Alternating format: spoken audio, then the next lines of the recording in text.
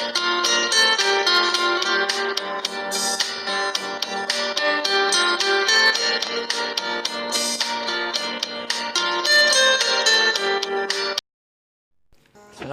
warahmatullahi wabarakatuh.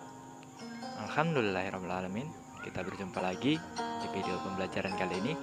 Di video pembelajaran kali ini, kita akan membahas unsur pembangun karya sastra dalam teks cerita pendek.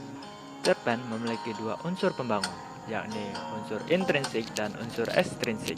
Unsur intrinsik terdiri dari tema, tokoh, penokohan, alur atau jalan cerita,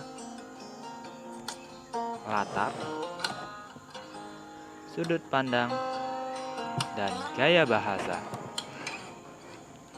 Unsur ekstrinsik cerpen terdiri dari latar belakang penulis, latar belakang masyarakat, dan nilai-nilai kehidupan. Untuk lebih jelasnya, dapat kamu amati dalam penjelasan berikut ini. Unsur pembangun cerpen. Cerpen memiliki dua unsur pembangun, yakni unsur intrinsik dan unsur ekstrinsik. Unsur intrinsik merupakan unsur yang membangun cerita dari dalam, meliputi tema, tokoh, penokohan, alur atau jalan cerita, latar, amanat, sudut pandang, dan gaya bahasa.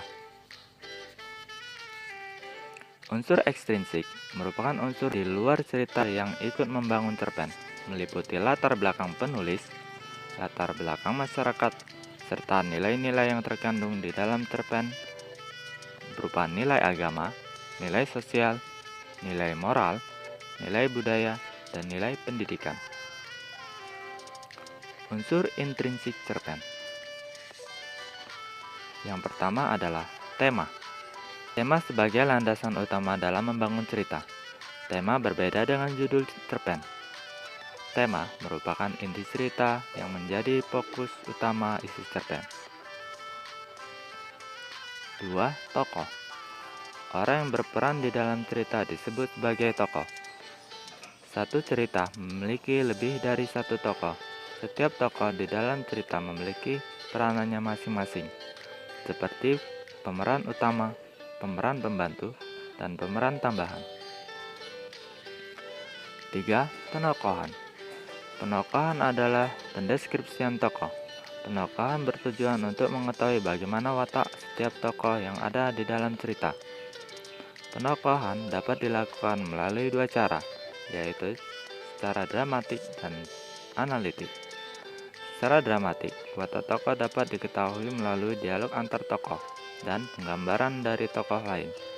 Melalui dialog antar tokoh dan penggambaran dari tokoh lain, kita dapat mengetahui bagaimana cara berbicara, cara berpakaian, maupun cara hidup seorang tokoh. Secara analitik, watak tokoh langsung dijelaskan oleh penulis melalui teks naratif maupun deskriptif. 4. Alur atau jalan cerita. Alur cerpen dapat dibedakan menjadi 3, yaitu alur maju, alur mundur, dan alur campuran. Alur cerpen meliputi beberapa tahapan yang dapat mengantarkan pembaca dari awal sampai ke akhir cerita.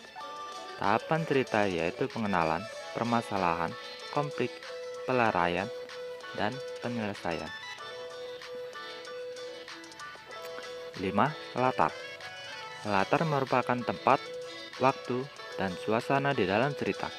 Latar dapat melengkapi isi cerita agar pembaca bisa membuat gambaran peristiwa dan menemukan kesan pada setiap cerita. 6.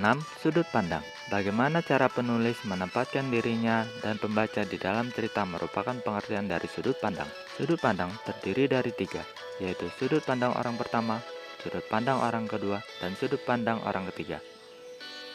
Sudut pandang orang pertama merupakan sudut pandang yang menempatkan penulis sebagai tokoh aku di dalam cerita.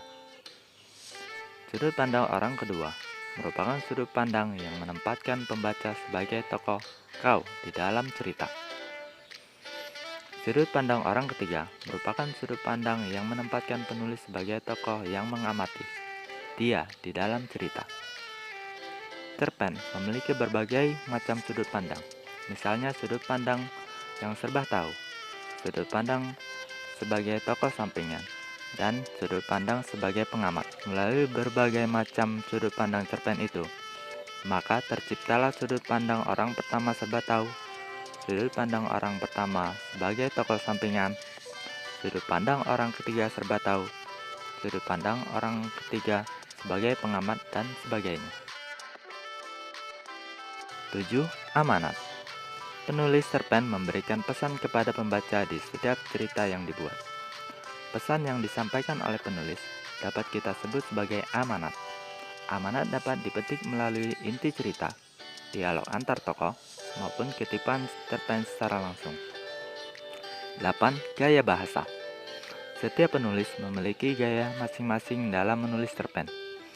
Gaya penulis dalam bercerita dapat dilihat melalui diksi dan majas yang digunakan oleh penulis. Unsur ekstrinsik cerpen. Yang pertama, latar belakang penulis. Latar belakang penulis meliputi riwayat hidup sang penulis, kondisi psikologis penulis, serta aliran sastra penulis. Hal-hal tersebut dapat mempengaruhi isi cerita baik dari tema, tokoh, alur cerita, latar, sudut pandang, serta gaya bahasa yang digunakan di dalam cerita. 2. Latar belakang masyarakat. Beberapa penulis memperlihatkan latar belakang masyarakat miliknya di dalam cerita. Latar belakang masyarakat dapat berupa ideologi, kondisi politik, kondisi ekonomi, dan kondisi sosial yang ada masyarakat milik penulis. 3. Nilai-nilai kehidupan. Cerpen memiliki nilai-nilai kehidupan di setiap isi cerita. Nilai-nilai itu berupa nilai agama, nilai sosial, nilai moral, nilai budaya, dan nilai pendidikan. Demikianlah penjelasan unsur pembangun cerita pendek. Untuk menguji pengetahuan kamu, temukan dan uraikanlah unsur pembangun dalam cerita 4 serangkai ada di dalam LKPD yang akan dibagikan. Demikian video kali ini. Tetap semangat. Assalamualaikum warahmatullahi wabarakatuh.